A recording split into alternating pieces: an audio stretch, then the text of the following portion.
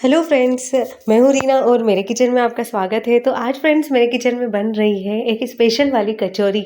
अब आप सोचिए क्या स्पेशल होगा इसमें। कचौरी तो हम बनाते ही हैं, लेकिन ये वाली कचौरी है ना, ये ना मटर की है, ना आलू की है, ना दाल की है।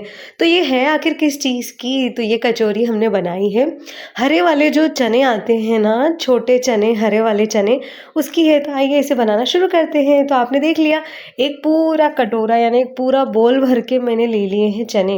अगर हम इनको वज़न में देखें तो ये कम से कम आधा किलो से ऊपर ही होंगे, यानी 1 किलो से थोड़ा कम होंगे, 750 के ग्राम करीब ही रहे होंगे। अब मैंने इनको डाल लिया है एक मिक्सी के जार में।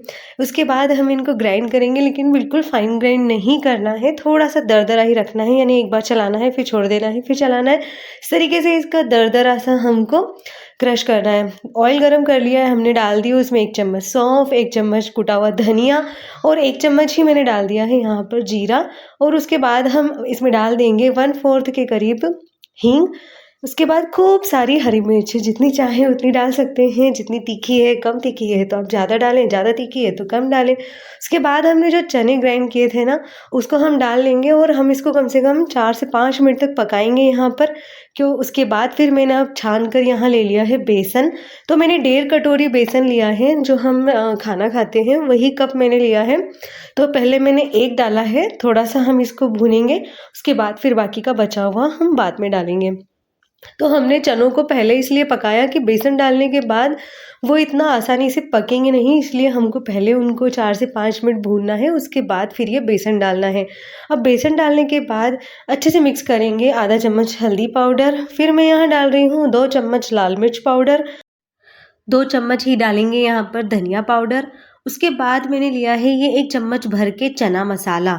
उसके बाद मैंने यहाँ डाल दिया है इसमें 1 चम्मच भर के चाट मसाला। और फिर उसके बाद मैंने डाल दिया है थोड़ा-सा आधा चम्मच गरम मसाला और स्वाद के अनुसार हम नमक डालेंगे। उसके बाद सारी चीज़ों को अच्छे से मिक्स कर देंगे और बेसन भूनने के साथ-साथ हम ये मसाले भी भूनते जाएँगे। बेसन डालने के बाद हमने इसको भी अच्छे से 4 से 5 मिनट तक भूना है। अब इसके बाद मैं क्रश करके डाल दूँगी इसमें कसूरी मेथी। तो ये सारे मसाले डालेंगे ना आप, काफ़ी बढ़िया टेस्ट आएगा। तो आप चना मसाला ज़रूर डालिए। अगर आपके पास चना मसाला नहीं है तो आप चाट मसाला और गरम मसाले की थोड़ी-सी क्वांटिटी बढ़ा दीजिए। तो देखिए कितना कलरफुल दिख रहा है और कितना सुंदर हमारा ये ब्यूटीफुल सा मसाला बन के हो गया है रेडी। इसमें डाल दिया है मैंने हरा धनिया। धनिया आप जितना चाहें उतना डाल सकते हैं। अब कढ़ाई में से इसको निकाल लेंगे, वरना और ज़्यादा ये सूखता जाएगा।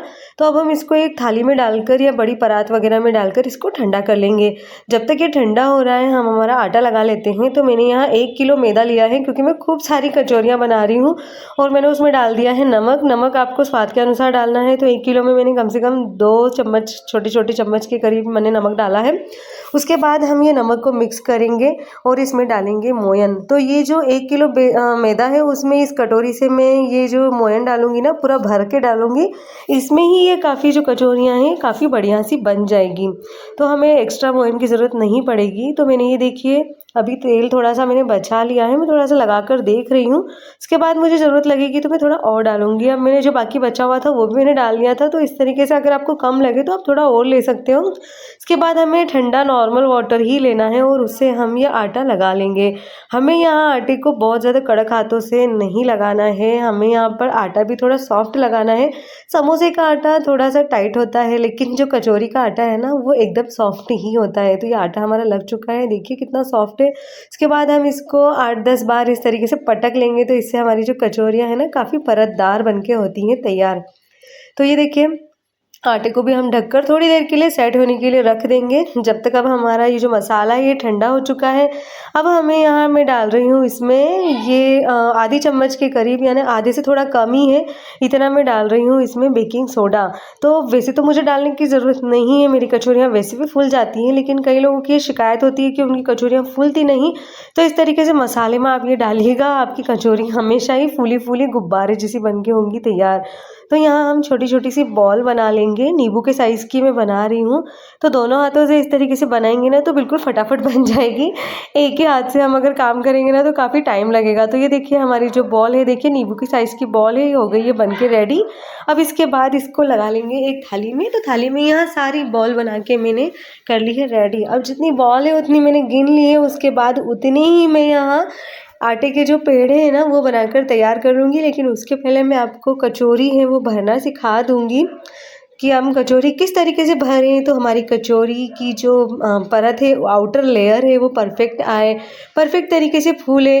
तो हमें जो बॉल बनाई थी मसाले की उससे थोड़ा बड़ा हमको पेड़ा लेना है, यानी कि हमारा जो मसाले का पेड़ा है वो छोटा रहेगा और हमारा जो आउटर लेयर है उसका पेड़ा थोड़ा बड़ा रहेगा। इसके बाद हम हाथों से इस तरीके से इसको एक कटोरी जैसी बना लेंगे।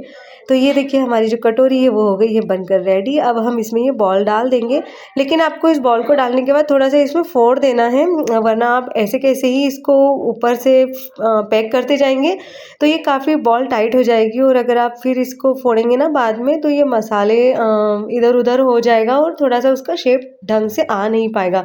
इसलिए आप इसको दबा दबा कर अंदर करते जाइए और थोड़ा सा उसको उंगली से आप फोड़ दीजिए। उसके बाद मैंने जिस तरीके से पैक किया है आप बिल्कुल उसी तरीके से पैक कीजिएगा, आपकी कचौरियाँ कभी नहीं फटेंगी।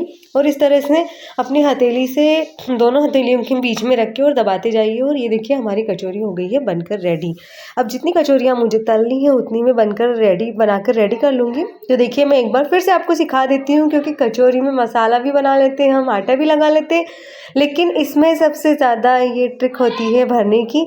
तो ये देखिए फिर से मेरी कटोरी हो गई है बनकर तैयार और मैंने बॉल ली है और इस तरीके से मैंने इसको यहाँ पर चूर दिया है, मतलब हमें इस मसाले को मैंने फैला दिया है। तो ये देखिए उंगली से मसाला कैसा मैंने फैला दिया है। अब ये हो गया है फिर से भूर भूर।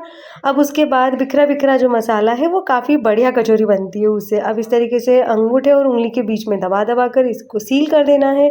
एक्स्ट्रा इसमें जो निकल रहा है वो हम निकाल देंगे। उसके बाद हम फिर हाथों में इसका पेड़ा बना लेंगे और उसी तरीके से दोनों हथेलियों के बीच में रख कर दबा दबा कर इसको कचौरी वाली हम शेप दे देंगे। उसके बाद देखिए ये हो गई है हमारी दूसरी वाली कचौरी भी बनके रेडी। जब तक मैं ये कर रही थी मैंने तेल को गरम रख दिया था, तो मैं एक छोटी सी आटे की बॉल डालकर इसमें देख रही हूँ। देखिए हमारा जो तेल है बहुत ज़्यादा गर्म नहीं होना चाहिए, बहुत ज़्यादा ठंडा भी नहीं होना चाहिए। लेकिन गर्म तेल में समोसे या कचौरी अगर हम फ्राई करते हैं ना तो उसमें जो ऊपर है ना वो कुछ बबल्स आ जाते हैं, तो वो देखने में बिल्कुल भी अच्छे नहीं लगते। इसलिए हमें हल्के गरम तेल में ही ये डालना है। अब हमें क्या करना है, इस तरीके से कचौरी को अपने हाथ में रखना है और हमारी जो हथेली का पीछे वाला हिस्सा है उस तरीके से इसमें एक छोटा सा गड्ढा कर देना है। ये एक ट्रिक होती है कचौरियाँ फुलाने की, मैं हमेशा इसी तरह से बनाती हूँ तो मेरी कचौरियाँ हमेशा गुब्बारे की तरह फूलती हैं।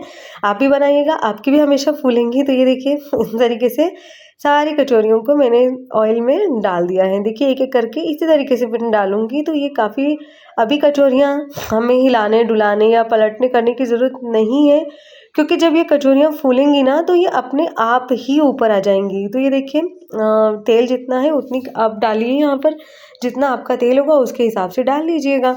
तो यहाँ पर मैंने 6 कचौरियाँ डाल दी हैं इसके अंदर। अभी ये कचौरियाँ क्या है वज़न में भारी हैं इसलिए तली में रहेंगी, लेकिन आप चिंता नहीं करिएगा, बिल्कुल ये जलेंगी नहीं।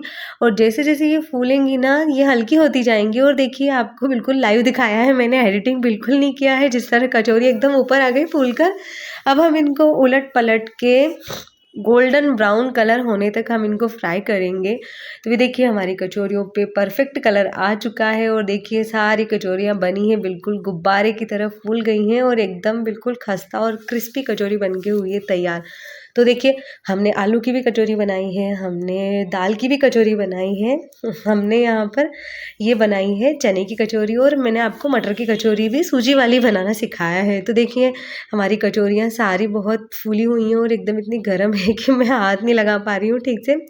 तो देखिए बिल्कुल पास से देखिए एकदम गुब्बारे की तरह फूली हुई है हमारी सारी कचौरियाँ। अब मैं इसको आपको तोड़ कर दिखाने वाली हूँ। तो ये देखिए ये दूसरी वाली कचौरी है, ये भी यानी कि आप कोई सी भी उठा लीजिए, इसमें से आपको सारी कचौरियाँ बिल्कुल फूली फूली ही दिखेंगी और एकदम खस्ता क्रिस्पी कचौरियाँ हमारी बनकर हुई हैं तैयार। तो ये देखिए बिल्कुल अंदर से देखिए आप बिल्कुल फूली हुई हैं और मसाले भी काफ़ी अच्छे से उसमें चारों तरफ स्प्रेड हुआ है। तो इस तरीके से अगर आप बनाएंगे ना, आप 2-3 बार बनाएंगे मतलब एक बार में तो शायद हो सकता है आपसे परफेक्ट नहीं बने, लेकिन 1-2 बार आप प्रैक्टिस करेंगे ना तो आप बिल्कुल परफेक्ट इसी तरीके से कचौरी बनाना सीख जाएंगे। ये खाने में इतनी बढ़िया है, इतनी टेस्टी लगेगी जब, लेकिन इसमें 2-3 बातों का ध्यान रखें। आप मोयन मुट्ठी वाला मोयन दें अच्छे से, और कचौरियाँ जिस तरह से मैंने भरना सिखाया है उसी तरह से आप भरेंगे ना तो बिल्कुल आपकी कचौरियाँ कभी ख़राब नहीं होंगी और मसाला अपने टेस्ट के अकॉर्डिंग आप टेस्ट करके इसमें भर सकते हैं। तो फ्रेंड्स वीडियो आपको कैसी लगी? अगर आपको ज़रा भी अच्छी लगी होगी ना तो चैनल को सब्सक्राइब करके ज़रूर जाइएगा और ये वीडियो अपने फैमिली और फ्रेंड्स के साथ शेयर ज़रूर कीजिएगा ताकि वो भी बढ़िया सी कचौरी बना पाएँ बिल्कुल खस्ता क्रिस्पी। तो मिलते हैं अगले ऐसे आसान से वीडियो में, तब तक के लिए बाय बाय। Thanks for